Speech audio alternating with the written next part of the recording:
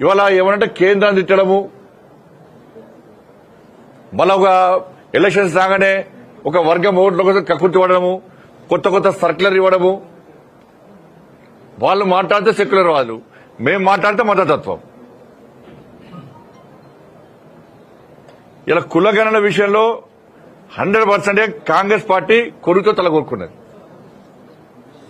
ఇవాళ మళ్ళీ అడుగుతున్నాను, మీ లెక్కల ప్రకారమే, ప్రభుత్వ లెక్కల ప్రకారమే 3,90,00,000 ఆధార్ కార్డులు ఇచ్చారు. మీరు 3,90,00,000 ఆధార్ కార్డులు ఇచ్చారు. ఆధార్ కార్డు ఒక్కొక్కరు తీసుకుంటారు, డబ్బులు తీసుకోవడానికి అవకాశం ఉండదు. తీసుకునే వాళ్ళు దాదాపు ఒక 20 లక్షల మంది ఉంటారు. మరి 3,90,00,000 ఆధార్ కార్డు అప్పుడు 3,90,00,000 జనాభా ఉన్నట్టే కదా. మరి కులగణనలు మీ లెక్క సర్వే ప్రకారము 3,70,00,000 జనాభా ఎట్లా వస్తుంది? 3,70,00,000 జనాభా ఎట్లా వస్తుంది? 3,90,00,000 ఇంకో 20-30 లక్షలు తీసుకునే వాళ్ళు ఉంటారు.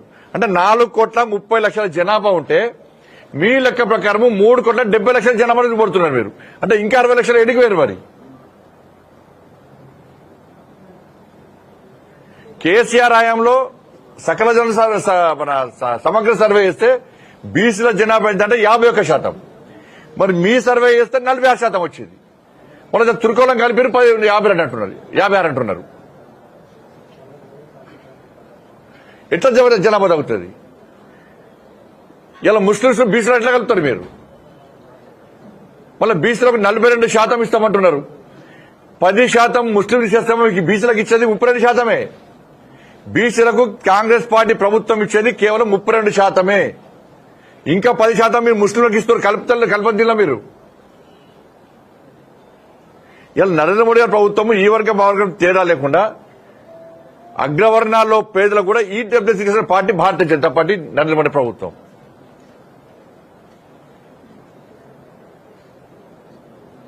కాబట్టి ఇది మార్చద్దు, ముస్లిం కలపొద్దు అంటే దాన్ని మొత్తం అంటున్నారు.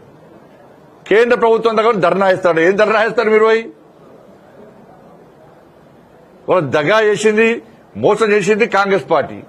మీరు ఢిల్లీలో పోయి ధర్నా అయ్యారంటే ఏఐసీసీ భవన్ దగ్గర ధర్నా అయ్యి, జనపద్ 10 జనపద దగ్గర ధర్నా అయ్యి, ఇప్పుడు గాంధీ భవన్ దగ్గర ధర్నా అయ్యింది. మేము క్లియర్ కట్గా చెప్తున్నాం. మేము 10% ముస్లింలు కలిపి కేంద్రానికి బిల్లు పంపితే అది తిరిగి వాపసు వస్తుంది.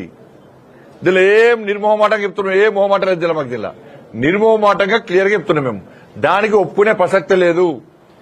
మీరు 10% ముస్లిం తీసేసి 42% కేవలం బీసీలకు ఇస్తే ఇవాళ దాన్ని ఆమోదించడానికి మేము కలిసి ప్రయత్నం చేస్తాం. ఆమోదించే విధంగా కేంద్ర ప్రభుత్వం ఒప్పిస్తాం మేము.